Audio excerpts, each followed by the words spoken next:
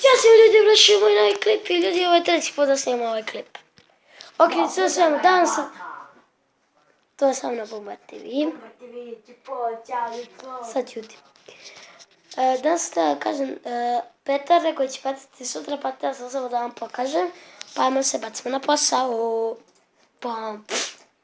Ok ljudi, prva petarda je ova, svi je zovu vatromet, pomeri.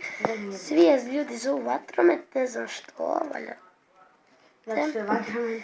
Ali nije vatromet. No, evo, zove se TFR 1898. Ili tad proizvodio. Ne, nego se zove Big Stick Rocket. Znači u fazonu... Ok, to. Ovo je verovatno neka skraćenica, ali nebitno. Kažu da puno jako puca. Pa... To je ta petarda. Tako kucamo, sasvim se nema, tako. Tako, ajmo na sljedeću. Ok ljudi, evo druge petarde, to je Grom. Neka od starih malo petardi, ali isto jaka. Zuji nebo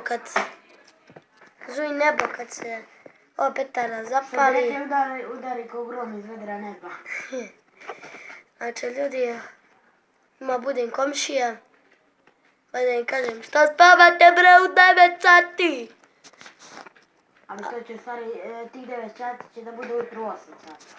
Ili u 9 ujutru. Tako da se vratim u hub. Holy fucking shit, ljudi. Idemo sljedeći petardu. Ok ljudi, evo treće petarde. Ona se zove TP 1500, valjda. Veoma jako puca i to sam čuo. Jedno sam mi se nije obacio, stvarno je jako pukla. Mislim, komšija mi izašao, možda li to malo slabije? A ja sam rekao, ne možda to malo slabije. Ali ljudi, sve svemu, ova će petarda isto biti bačana. Gdje imam pun internet?